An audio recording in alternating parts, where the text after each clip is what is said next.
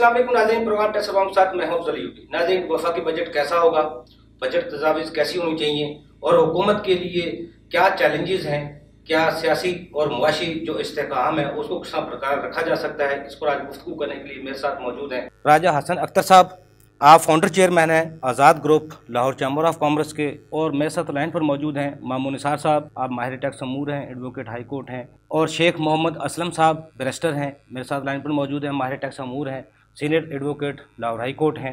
राजा साहब, जो मुल्क की सूरत हाल है, सियासी भी आपके सामने है और मुआशी भी आपके सामने, इन हालात में आप हुकूमत के जो मुआशी अहदाफ हैं उनको किस तरह देख रहे हैं? बजट आने वाला है, उसको किस तरह देख रहे हैं? इस आप समझते हैं ये हुकूमत इस बजट को बेहतर बनाने में कामयाब हो पाएगी या नहीं? सबसे पहले मैं अयूबी साहब आपका शुक्रिया अदा करना चाहता हूँ। आपने मुझे एक मौका दिया यहाँ आने का, अपने ख़यालात के इजहार के लिए, हुकूमत तक अपने मैसेजेस पहुँचाने के लिए मैं आपका शुक्रिया अदा करता हूँ। बहैसियत ताजर, बहैसियत इम्पोर्टर, मैं ये समझता हूँ कि मुल्क जो है वो इस वक्त आहिस्ता आहिस्ता धीरे धीरे मुआशी इस्तेहकाम की तरफ जो है वो गामज़न है। और मैं ये समझता हूँ जो आने वाला बजट है या हुकूमत के सामने जो चैलेंजेस हैं, जी जी, वो चैलेंजेस ये हैं कि एक आम आदमी को सबसे पहला जो चैलेंज है वो ये है कि एक आम आदमी को किस तरह रिलीफ दिया जाए। जी जी, और कि किसी एक आम आदमी को उसकी जो ज़रूरत है आटा, उसकी ज़रूरत है घी, उसकी ज़रूरत है चीनी, और ये जो रोज़मर्रा की हमारी जो अशियाए ज़रूरत हैं, इनकी इसके अंदर मैं समझता हूँ हुकूमत को कोई ऐसा तरीक़ाकार वज़ा करना चाहिए कि इन चीज़ों पे कुछ सब्सिडी आनी चाहिए, जैसे पहले हुकूमतें जो है वो करती थी। इस हुकूमत को भी ये चाहिए कि वो सब्सिडाइज रेट पे, यूटिलिटी स्टोर मौजूद है उनके पास, सब्सिडाइज रेट पे, आगे रमज़ान आने वाला है, उन्होंने सब्सिडीज दी हैं, ऐलान भी किया है, रमज़ान पैकेज का ऐलान किया है। मैं ये कॉमन मैन है उसके लिए जो रिलीफ को पहले भी उससे वज़ीर-ए-आज़म साहब पहले भी ऐलान कर चुके थे। मैं ये समझता हूँ कि वो उन्होंने ऐलान किया है, लेकिन उसको मजीद बेहतर किया जाना जरूरी है। जी जी, उसको मजीद फैलाने की जरूरत है, उसको कोई नए तरीके उसमें वज़ा किए जा सकते हैं ताकि जो आम आदमी है उसको, मजदूर को रिलीफ मिले। राय साहब, क्योंकि आम कॉमन अगर मैन को हुकूमत रिलीफ देती है तो वो आपके टैक्स के पैसे देती है, और टैक्स जो लोग अदा करते हैं, आपके चैम्बर हैं, आपके ताजिर बरादरी है, वो टैक्स अदा करती है, तो वही पैसा अवाम पर खर्च किया जाता है। अगर अपनी आमदन, क्योंकि हुकूमत की आमदन कम है, अखराजात ज्यादा है, इसलिए आम जो कॉमन मैन है उसको रिलीफ नहीं मिल पाता, जिसके लिए टैक्स कलेक्शन में ग्रोथ, वक्त की जरूरत है। इसको किस तरह बेहतर बनाना चाहिए? मैं ये समझता हूँ, देखें आपकी बात जो है ना वो बड़ी वैलिड बात है। बात की वैलिड है कि हुकूमत के पास जो टैक्स कलेक्शन है वो थोड़ी है, जबकि उसके एक्सपेंडिचर जो हैं वो बहुत ज्यादा हैं। जी जी, मैं समझता हूँ कि जो हमारे टैक्स पेयर हैं, जो हमारे स्टेक होल्डर हैं, जैसे chamber of commerce and industries पूरे पाकिस्तान के अंदर हैं, असल में स्टेक होल्डर भी यही है, बड़े बड़े ताजरों की तंजीमें हैं, federation of Pakistan chamber of commerce and industry है। जी जी, इन लोगों को एक प्लेटफॉर्म पे कोई ऐसी कमेटी हुकूमत बना दे कि जिसमें ये जितने बड़े बिजनेसमैन हैं, जिसका बिजनेस का वॉल्यूम बहुत बड़ा है, जी जी, और जो अच्छा टैक्स पेयर है, जी जी, बिजनेस का अगर उसका वॉल्यूम बड़ा है और वो अच्छा टैक्स पेयर भी है, तो ये एक सोने पे सुहागा है। तो मैं ये समझता हूँ कि उनको एक उनकी कमेटी बनानी चाहिए और उनको उनकी तजावीज़ पे अमल दरामद होना चाहिए। इससे हुकूमत के रेवेन्यू में भी इजाफा होगा और हुकूमत आम आदमी को बेहतर तरीके से रिलीफ दे सकेगी। हर साल हुकूमत तमाम वफाकी बजट से, चैम्बर से भी, लाहौर चैम्बर से भी, दीगर चैम्बर्स में सबसे बजट तजावीज़ इसीलिए ली जाती हैं ताकि अगर किसी सेक्टर में कमी है, पेशी है, वो सेक्टर फरोग नहीं पा रहा, तो वो तजावीज़ इसीलिए होती हैं, इस पर हुकूमत तवज्जो दे। ऐसे कौन से सेक्टर हैं जिनको आप समझते हैं जिन पे खुसूसी तवज्जो हुकूमत को देने की जरूरत है? मैं ये समझता हूँ कि हर सेक्टर जो है ना, जी जी, उस पर तवज्जो देने की जरूरत है, और सबसे ज्यादा जो तवज्जो है वो जो हमारी मार्केटें हैं, जी जी, जैसे अनारकली बाजार है, जिस तरह ब्रनरथ रोड है, जिस तरह और अकबरी मंडी है, ये जो इस किस्म के जितने भी बाजार हैं, जी जी, इन बाजारों पे अगर हुकूमत जो है ना वो, लेकिन माहौल फ्रेंडली होना चाहिए, जी जी, लोगों के अंदर खौफ पैदा ना हो, जी जी, पकड़ धकड़ ना हो, छापे ना हो, और वो ऐसा फ्रेंडली माहौल बनाए कि वहां से नए जो टैक्स पेयर है जी जी उनको रजिस्टर किया जाए, उनको मेंबर बनाया जाए, उनको आप जब अपने टैक्स नेटवर्क पे लेके आएंगे तो ऑटोमेटिकली आपके जो टैक्स कलेक्शन है उसमें 100% नहीं 1000% ज्यादा उसमें आप इजाफा हो समझते हैं जाएगा। फ्रेंडली माहौल में लोग टैक्स देना चाहते मैं ये समझता हूँ कि हुकूमत जो है वो प्यार, मोहब्बत और इखलाक से ये काम बड़े आसान तरीके से कर सकती है। हैं। बिल्कुल। ऐसा मैं दोबारा आपकी तरफ आता हूँ, यहाँ से अपने दोस्तों से पूछ लेते हैं फ्रेंडली माहौल में वाकई टैक्स कलेक्शन में ग्रोथ हो सकती है या नहीं। मेरे साथ लाइन पर जो मौजूद है मामून निसार साहब, उनसे पूछना चाहेंगे। मामून निसार साहब, ये भी बताइएगा कि हम 75 सालों में एग्रीकल्चर सेक्टर पर खास तवज्जो नहीं दे पा रहे, हालांकि जो मंडियों में लाखों अफराद काम कर रहे हैं जिनके पास ना एनटीएन है और ना ही एफटीएन है। अगर ये प्रॉपर्टी या गाड़ी खरीदते वक्त इनसे इनकम ऑफ सोर्स पूछा जाएगा तो ये क्या जवाब देंगे? हुकूमत को इस तरफ तवज्जो देने की ज़रूरत है, आप समझते हैं? मेरा जो मेन मकसद है, जो आपकी बात से भी मैंने अखज़ किया है, कि हमने बहुत सी मार्केट्स को देखा है जो मार्केट्स अनरिकॉर्डेड हैं, जो मार्केट्स हमारी एग्रीकल्चर प्रोड्यूस बेच रही हैं, जो मंडियां हैं, जो कन्वेंशनल मार्केट्स हैं, उन कन्वेंशनल मार्केट्स को पिछले 75 सालों में कभी टच नहीं किया गया और ना ही उनकी कोई रिकॉर्ड है, ना ही उनकी कोई रजिस्ट्रेशन है। जिस तरह इसमें सब्ज़ी मंडी आ जाती है, मैं अगर लाहौर की बात करूं तो इसमें लोहारी जो है वो उधर एक बड़ी ओपन केमिकल्स की मार्केट है। उसके बाद शालम मार्केट हमारा बहुत एक मेन होलसेल का सेंटर है। उसके बाद जो हमारी सब्ज़ी मंडी है, फिर इसमें फिर आपकी जो है बकर मंडी है।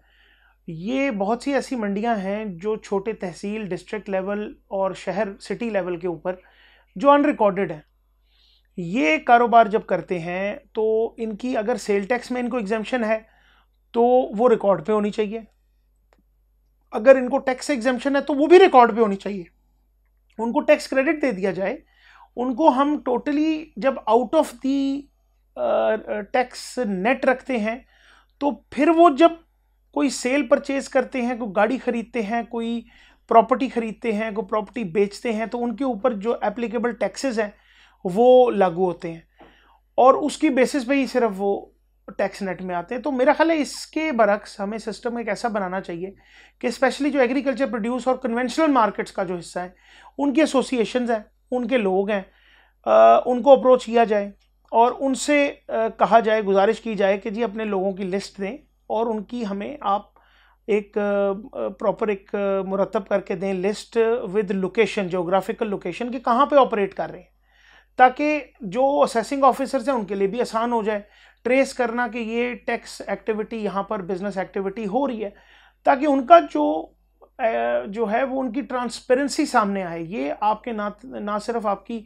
एफएटीएफ के लिए बहुत इंपॉर्टेंट है, इसमें देखें वो रिकॉर्ड पे आएंगे, वो ये कन्वेंशनल मार्केट के जो कारोबारी हैं वो रिकॉर्ड पे आएंगे, वो आगे सेलिंग परचेजिंग में उनको फ़ायदा होगा। उसके लिए एक अलग से एक टैक्स नंबर भी बनाया जा सकता है, वो दिया जा सकता है, उनको अलॉट किया जा सकता है। तो इसमें बहुत से ऐसे तरीके हैं जिसमें इनको कैटर किया जा सकता है। जी मामून निसार साहब, ये भी बताइएगा कि आजकल टेक्नोलॉजी में बहुत ज़्यादा जिद्दत आ चुकी है, ऑनलाइन सेल परचेज हो रही हैं, क्या इन ऑनलाइन सेल परचेज को टैक्स नेट में शामिल करने के लिए बजट में हिस्सा बनाया जा सकता है? आप क्या समझते हैं? जी अयूबी साहब, ये टेक्नोलॉजी का जो यूज़ ऑफ टेक्नोलॉजी जो है उसके अंदर मेरा ख्याल है सबसे इम्पॉर्टेंट चीज़ ये है कि हमारा जो वॉल्यूम ऑफ वर्क है, अब देखा ये गया है जो डिवीज़न हमारे टैक्स में है एफबीआर में, ये रिकमेंडेशन के तौर पे भी एक बहुत वैलिड पॉइंट है कि अब एफबीआर की मैनेजमेंट को देखना पड़ेगा कि सिस्टम्स चेंज हो रहे हैं, ज़ाब्ते चेंज हो रहे हैं, लोग बहुत सा जो है वो वर्क फ्रॉम होम और ऑनलाइन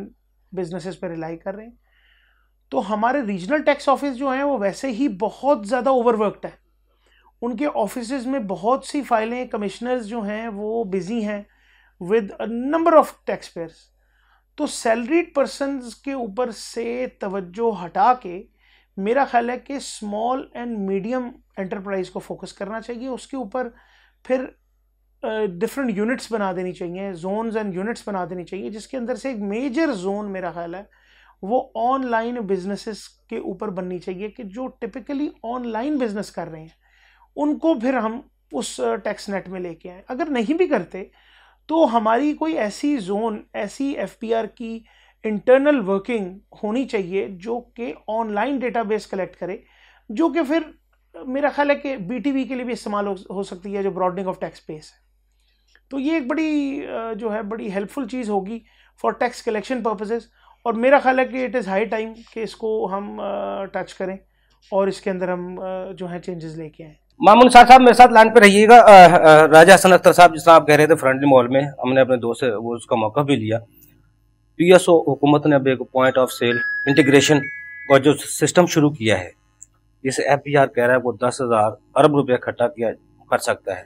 आप समझते हैं ऐसे जो दस्तावेजी मुआशत के लिए ऐसे सिस्टम लाए जाएं जो खुद ब खुद लोग टैक्स नेट के अंदर आ जाएं, आप और हुकूमत भी जो चाहती है आमदन को अपने बढ़ाना, वो भी बढ़ जाए, क्या मुमकिन है? लेकिन ब्रेक साहब से जवाब लूंगा। नाज़रीन, यहाँ छोटा सा कमर्शियल ब्रेक, हमारे साथ रहिएगा।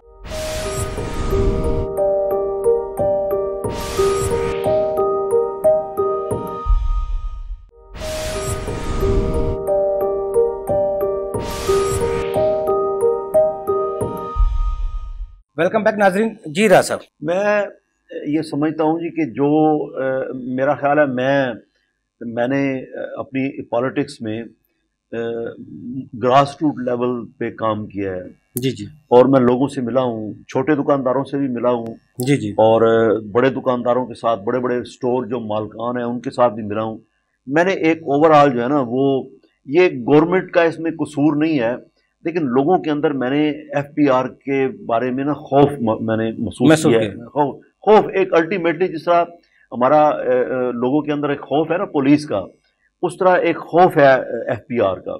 ये खौफ नहीं होना चाहिए, इस खौफ को खत्म करना बड़ा समझिए। खौफ फजा में जो टैक्स नेट में लोग आएंगे वो खुशी से नहीं आएंगे, डर की वजह से आएंगे, तो उसको टैक्स बढ़ना नहीं कहते हम, टैक्स बेस को बढ़ाना नहीं कहते उसको। वो फिर रास्ते ढूंढेंगे ना, वो फिर रास्ते ढूंढेंगे। मैं फ्रेंडली माहौल दें लोगों को, और दूसरी बात यह है कि लोगों को आप उनको एजुकेट करें। जी जी। कि उनको जब एजुकेट करेंगे कि आपके पैसे से ये सड़क बनी है, आपके पैसे से ये प्रोजेक्ट मुकम्मल हुआ है, आपके पैसे से ये मोटरवेज बनी है, आपके पैसे से ये हो रहा है, आपके पैसे से ये हो रहा है। अच्छा, जिस तरह देखिए ना, IMF और वर्ल्ड बैंक और फलां के जब वो पैसे देते हैं जी जी, तो उसकी तशहीर भी साथ जरूर होती है कि ये पैसा वहां जगह पे हमने लगा दिया है। जी जी। लेकिन जो टैक्स का पैसा इकट्ठा होता है वो कहाँ लगता है, उसके लिए बताना, मतलब उसकी तशहीर करनी चाहिए। जी जी, FBR को तशहीर करनी चाहिए, और उसकी तशहीर गवर्नमेंट को भी करनी चाहिए कि आपका पैसा, इतनी टैक्स कलेक्शन हुई थी, इस टैक्स कलेक्शन के बदले में हमने फलां डैम पे काम किया है, फलां सड़क पे काम किया है, फलां मोटरवे पे काम किया है, फलां जो हाईवेज हैं उन पे हमने काम किया है, या हमने मेट्रो पे काम किया है। तो ये इन चीज़ों का मैं समझता हूँ लोगों के सामने आना ज़रूरी है, ताकि लोगों के अंदर ये तासर ख़त्म हो कि हमारा टैक्स जो है ना, वो उसका प्रॉपर कोई इस्तेमाल नहीं। अगर जिस तरह आप मेरे मोबाइल से सिम में जो मेरे पैसे कम रह जाते हैं, तो मुझे मैसेज आता है आपके 10 रुपये बैलेंस रह गया है, बहुत कम है, इसको बैलेंस को कर लेने, तो आपकी कॉल की आउटगोइंग इनकमिंग बंद हो जाएगी। इस तरह अगर टैक्स पेयर के पैसे को उसको बता दिया जाए आपका इतना टैक्स आया था, हमने यहाँ खर्च किया है, लोगों को एतमाद में लेने के लिए लोगों को, हर शख्स को पता होना चाहिए। और दौर जदीद है, हर किसी के पास मोबाइल है, उनको जब पता चलेगा मेरा इतना विद होल्डिंग टैक्स हुआ था, मैंने तो खुद नहीं दिया लेकिन विद होल्डिंग के जरिए मुझसे काटा गया, लेकिन मेरा पैसा यहाँ लगा है, तो उससे भी जो हुकूमत का मोराल है वो बुलंद होगा और टैक्स पेयर का मोराल बुलंद होगा। कॉन्फिडेंस बिल्डिंग मेजर्स के लिए ये चीज़ें ज़रूरी हैं। जी जी। कि जो आपका टैक्स पेयर है, मसलन आप टैक्स पेयर हैं या मैं टैक्स पेयर हूँ, मुझे मेरे मोबाइल पे एक मैसेज आ जाता है कि जी आपने 1 लाख टैक्स दिया था, उस टैक्स से हमने मेट्रो का ये हमने काम करवाया है, ये उसके अंदर ये पैसा आपका लगा है। अच्छा राज साहब, ये जिस तरह अब हुकूमत की मिनिस्ट्री दी हुई है, आप जो सिख इंडस्ट्री है या कारखाना है, बीमार जिसको हम कहते हैं, यानी कि जो घाटे में जा रहा है, उस पर आप पैसा लगाएं, आप इनकम ऑफ सोर्स नहीं पूछा जाएगा।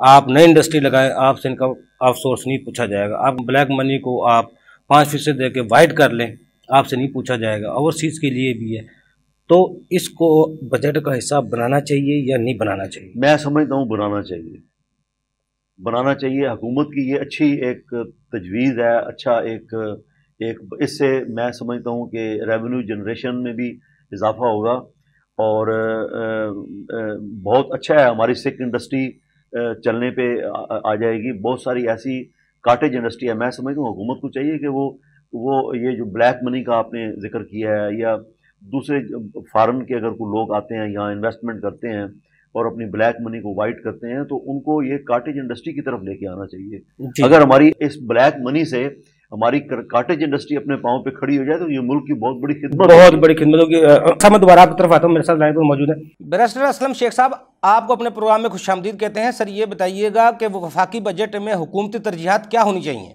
जी, तरजीहात जैसा कि हम सब जानते हैं कि इस वक्त फाइनेंशियल क्राइसिस चल रहा है पाकिस्तान के अंदर, तो उसके लिए सबसे ज़्यादा ज़रूरी ये है कि फ़ोकस जो है वो आम आदमी की ज़िंदगी और आम आदमी की जो ज़रूरियात हैं उसको सामने रख कर वफाकी बजट वो तरतीब देना चाहिए, जिसके अंदर सबसे ज़्यादा जो अशियाए ज़रूरिया की कीमतें हैं उनको ज़ेर बहस लाना चाहिए। तनख्वाहें जो सरकारी मुलाजमीन की उनके ऊपर रिलीफ़ मिलना चाहिए, अद्वियात के ऊपर रिलीफ़ मिलना चाहिए, और स्पेशली जो यूटिलिटी बिल्स हैं उनको किसी भी तरीके से कम करने की ज़रूरत है, ताकि आम आदमी की जो ज़िंदगी है वो आसान हो सके और कम अज़ कम जो लोग जिसे कहजानी और परेशानी की कैफियत में हैं वहाँ से बच सकें। उसके अलावा सबसे अहम जो ज़रूरी जो बजट के अंदर तरजीहात होनी चाहिए उनके अंदर ये भी है कि टैक्स रेशो कम की जाए, ताकि ज़्यादा से ज़्यादा लोग टैक्स नेट में आएँ, ताकि वो टैक्स दे सकें और हुकूमत के लिए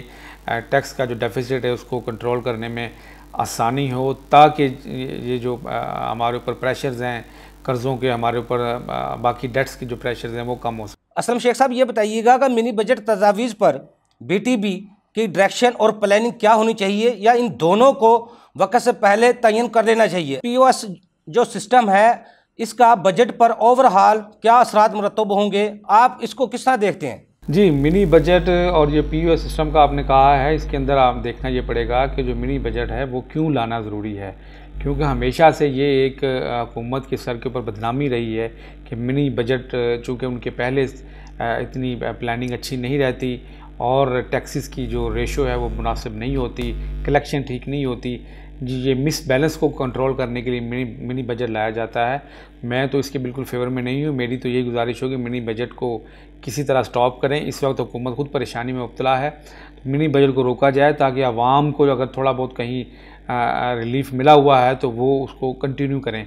एटलीस्ट कम अज़ कम ये रमज़ान आ रहा है, रमज़ान से पहले किसी किस्म की कोई ऐसी मेरे ख़्याल से नहीं गवर्नमेंट की तरफ से कोई इनिशिएटिव होना चाहिए जिससे आवाम को, आम आदमी को ईद से पहले कोई ख़ास फाइनेंशियल जो है वो धचका लगे और वो उसमें परेशानी में मुब्तला हो। POS सिस्टम का जहाँ तक आपने बात की, POS सिस्टम बिल्कुल ठीक है, क्योंकि बहुत सी ऐसी जगहों पर हमने कई सालों से देखा है कि जो टैक्सेस हैं वो आवाम से तो वसूल किए जा रहे हैं लेकिन वो ख़जाने में नहीं जा रहे। POS सिस्टम से ये होगा कम अज़ कम के जो पॉइंट ऑफ सेल है वहाँ पर ये यकीन जो कंज्यूमर होगा उसे ओके उसने पेमेंट जो की है उसका टैक्स जो वो प्रॉपर तरीके से गवर्नमेंट के ख़जाने में जा रहा है, और जिसका उसे यकीन होगा तो डेफिनेटली वो खुशी के साथ पे करेगा। और कम अज़ कम जो हमारे प्राइवेट बिजनेसमैन हैं जो टैक्स इवेजन करना चाहते हैं पॉइंट ऑफ सेल को किसी तरह ट्रैप करके, तो उनके लिए ये रास्ता बंद होगा, तो वहाँ पर तो ये बिल्कुल ठीक है। लेकिन उसके साथ साथ ये भी ज़रूरी है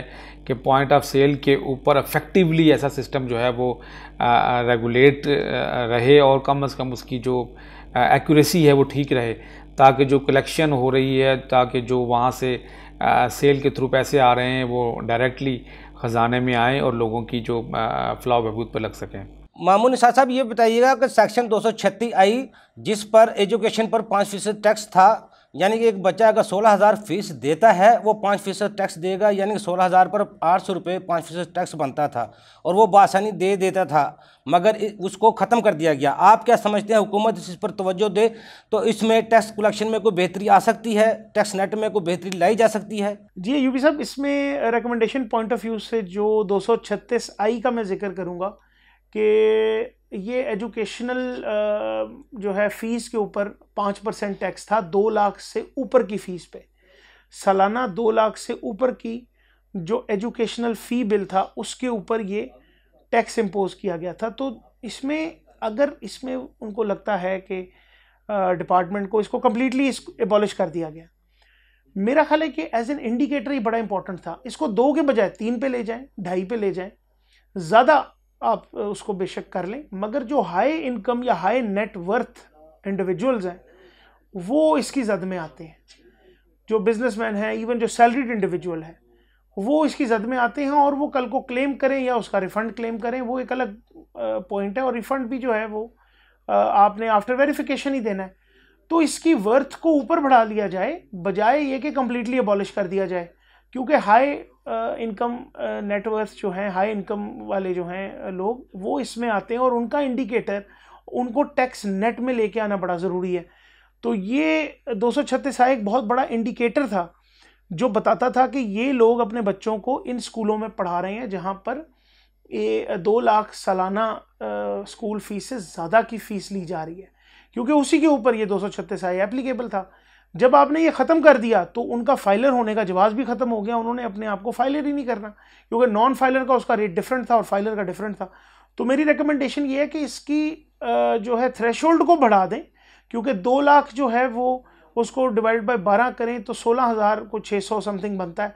तो 16,000 के बजाय इसको 20,000 पे ले जाएं, 25,000 पे ले जाएं, क्योंकि जो महंगे स्कूल हैं वो इस टाइम पे तो महीने का 32 से 34-35 हज़ार रुपये माहाना चार्ज हो रहा है। तो इसको हायर उस पर थ्रेशोल्ड पे ले जा के टैक्स कर दिया जाए। 5% के बजाय फाइलर के लिए 1% कर दिया जाए। नॉन फाइलर के पेनलाइजेशन ज़्यादा रखें ताकि नॉन फाइलर को फाइलर होने का कोई एडवांटेज नज़र आए। तो मेरा ख्याल है कि ये बीटीपी पॉइंट ऑफ व्यू से बड़े इंपॉर्टेंट है ये टैक्सेस, जो कि हमने अबॉलिश कर दिए प्रीवियस टैक्स ईयर्स में, प्रीवियस फाइनेंस एक्ट्स में। तो 236 को रीइंस्टेट करना ऑन अ डिफरेंट थ्रेशोल्ड, ये मेरी रिकमेंडेशन हो। मामून साथ मेरे साथ लाइन पर रहिएगा, मुझे ब्रेक का कहा जा रहा है, ब्रेक से बाद आपसे गुफ्तगू करेंगे। नाज़रीन, यहाँ छोटा सा कमर्शियल ब्रेक, हमारे साथ रहिएगा।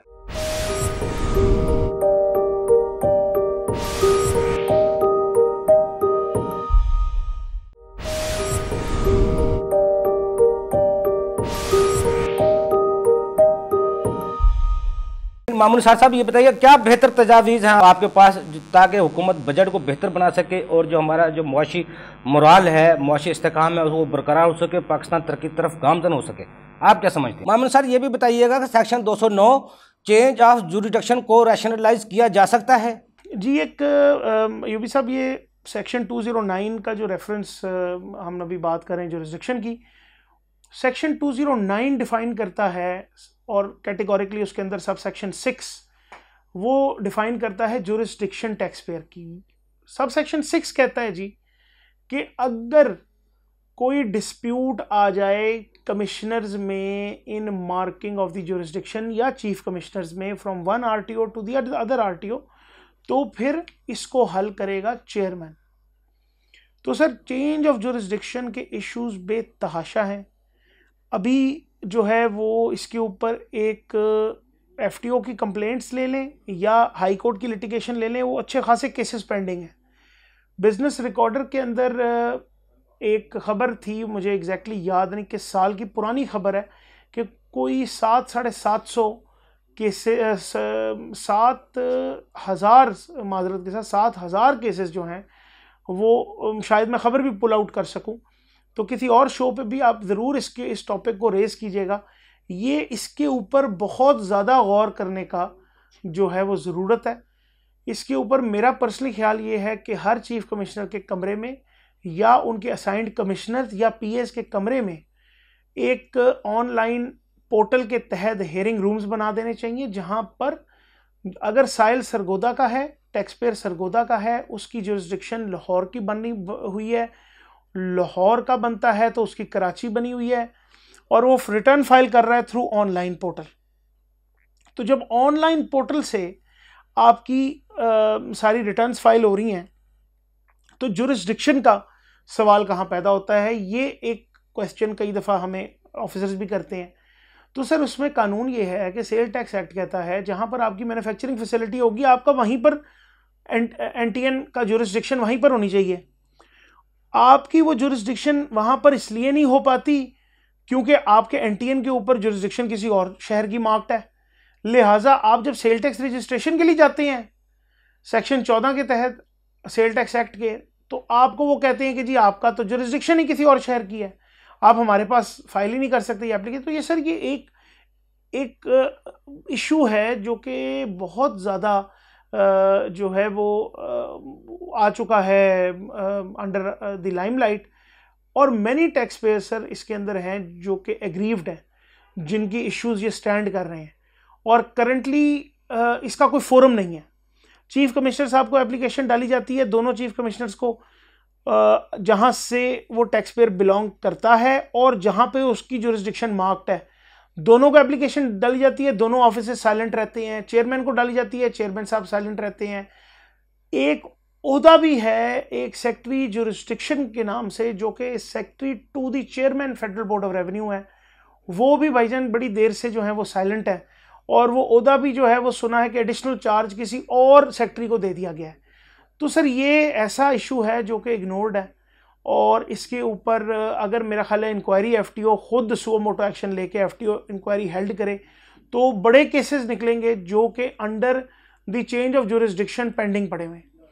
तो सेक्शन 209 सब सेक्शन 6 के अंदर कोई अपीलेबल ऑर्डर या कोई अपील फोरम डेजिग्नेट कर देना चाहिए, चाहे ट्राइब्यूनल हो चाहे कमिश्नर अपील्स हो, ताकि वो कोई इंक्वायरी कर सकें। अब मैं अपीलेट फोरम इसलिए कह रहा हूँ ताकि उसकी कोई अपील बन सके। अगर कंप्लेंट फोरम करते हैं तो वो एफटीओ है हमारे पास और वहीं पे जा रहे हैं लोग, तो ये कोई हल नहीं है इसका। तो इसकी कोडल जो है एक कोई जो चेंजेस होने चाहिए सेक्शन 209 सब सेक्शन 6 के, जहाँ पर इस मामले को कम से कम हाईलाइट किया जाए और एड्रेस किया जाए। तो ये मेरी कुछ गुजारिशात हैं जो कि मेरा ख्याल है कि इसकी वो बननी चाहिए जी, part of the recommendations for the upcoming budget. Allah करे जी जो बजट हो वो पाकिस्तान के लिए बेहतर हो, हम सब के लिए बेहतर हो, इस मुल्क के लिए, और कवानीन के ऊपर इम्प्लीमेंटेशन हो। शुक्रिया जी। जी बहुत शुक्रिया मामून साहब, आपने हमें टाइम दिया। जी राज साहब, ये हमारा आखिरी सेशन है सर, क्या तजवीज़ हैं इसके अलावा, एमएसटी के अलावा कंस्ट्रक्शन के लिए हुकूमत ने एमएसटी का ऐलान किया हुआ है, वैसे बहुत से प्रोजेक्ट हैं जिन पर हुकूमत ने रिलीफ दिया हुआ है। इस बजट में किन को फोकस करना चाहिए? हुकूमत को पीएस को फोकस करना चाहिए, प्रॉपर्टी सेक्टर को फोकस करना चाहिए, आप क्या समझते हैं? देखें अयूबी साहब, बात यह है कि मैं तो ये समझता हूँ कि हर सेक्टर को फोकस करना चाहिए। हमारा एक्सपोर्ट सेक्टर बड़ा इग्नोर्ड सेक्टर है, उसको फोकस किया जाना ज़रूरी है।